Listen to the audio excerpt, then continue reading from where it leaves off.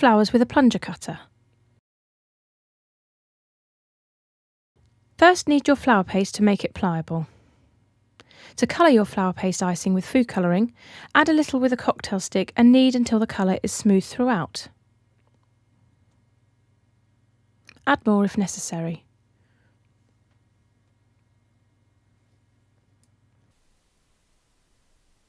Now roll the paste into a ball.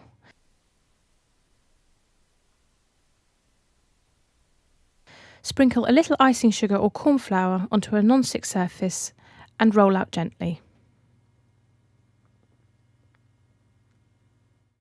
Smooth and polish the surface with your hand, then place the plunger cutter and press down.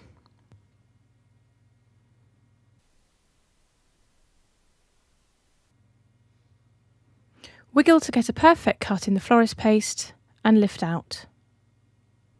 Clean with your thumb and then rub on a foam pad to clean the edges. Use the plunger on the top to pop out your decoration.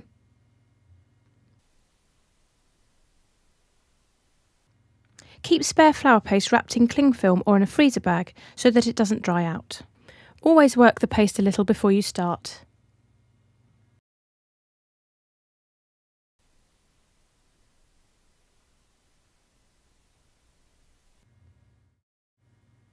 Take a tiny piece of paste and make a ball in the palm of your hands.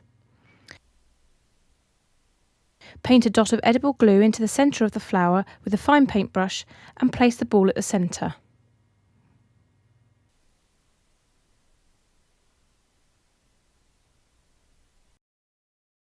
Now leave to dry for a small amount of time. These little flowers are easy to make and will be really useful for decorating all kinds of cakes and cupcakes.